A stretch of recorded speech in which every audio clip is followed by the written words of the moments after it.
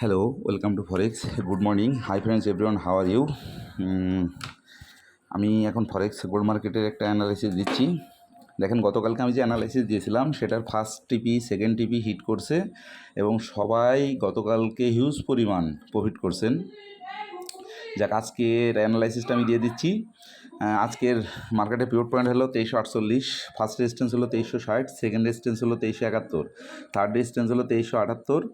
মার্কেটের প্রথম সাপোর্ট আছে 2329, সেকেন্ড সাপোর্ট আছে 2317, থার্ড সাপোর্ট আছে 2307। মার্কেটটা সকাল থেকে বেশি মুভমেন্ট করে নাই, কারণ এই টাইমে আমি মেসেজগুলো দিই, তো এই টাইমে মার্কেটটা 4-5 পিপস, সর্বোচ্চ 6-7 পিপস আপ ডাউন করে।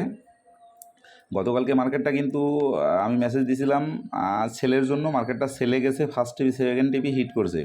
আজকেও মার্কেটটা কিন্তু সেলে যাওয়ার সম্ভাবনা আছে, সেক্ষেত্রে আপনারা সেল এন্ট্রি নিতে পারেন 2327। প্রথম টিপি দেবেন 2320, সেকেন্ড টিপি দেবেন 2308।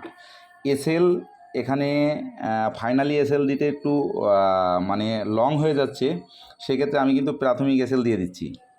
আপনারা প্রাথমিক এসএল দেবেন 2340 এবং ফাইনালি এসএল হলো 2350। সেক্ষেত্রে আমি আপনাদেরকে এই জিনিসটা একটু ব্যাখ্যা করে বলি।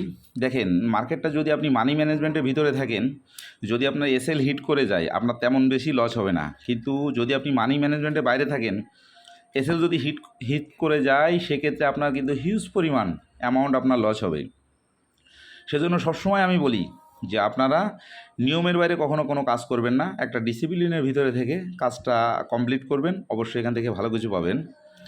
তা সবসময় যে কথাগুলো বলি, কথাগুলো মেনে চলেন। এখন প্রাথমিক এসএল এবং ফাইনাল এসএল দেওয়া হলো, যার যেখানে ভালো লাগে, যেটাকে যে কমফর্টেবল মনে করেন আপনি সেটা ইউজ করবেন, কোনো সমস্যা নাই।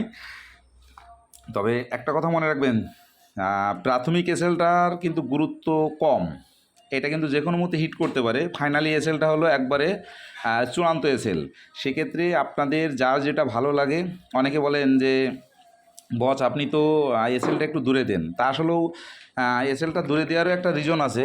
সেটা হলো যে আপনি 10 দিন টিভি হিট করবে, একদিন হয়তো এসএল হিট করতে পারে, মার্কেটের অবস্থা যখন খারাপ থাকবে তখন, সেক্ষেত্রে ওটা কিন্তু আপনাকে মেনে নিতে হবে।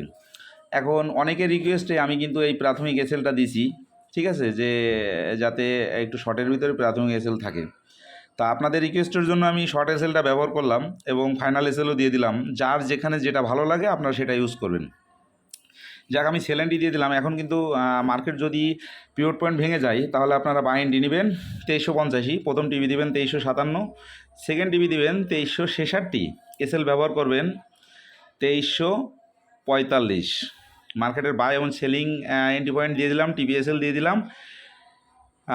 সবাই জায়গা মতো এন্ট্রি দিবেন, টিপিএসএল ব্যবহার করবেন। আমি কিন্তু এগেইন বারবার একটা কথাই বলি, আপনারা মানি ম্যানেজমেন্ট এবং দিনের টার্গেটের বাইরে কেউ কখনও কোনো ট্রেড ধরে রাখবেন না। কী জন্যে?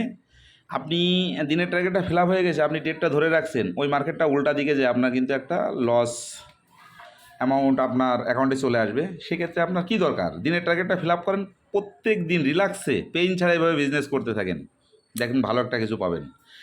যাক, যেখানে যেখানে এন্ট্রি দিলাম আপনারা সেই অনুযায়ী কাজ করবেন। সবসময় একটা কথা মনে রাখবেন, ডিসিপ্লিনের বাইরে কোনো কাজ করবেন না, তাহলে কিন্তু আপনি লাইনচ্যুত হয়ে যাবেন এবং এখান থেকে ভালো কিছু পাবেন না।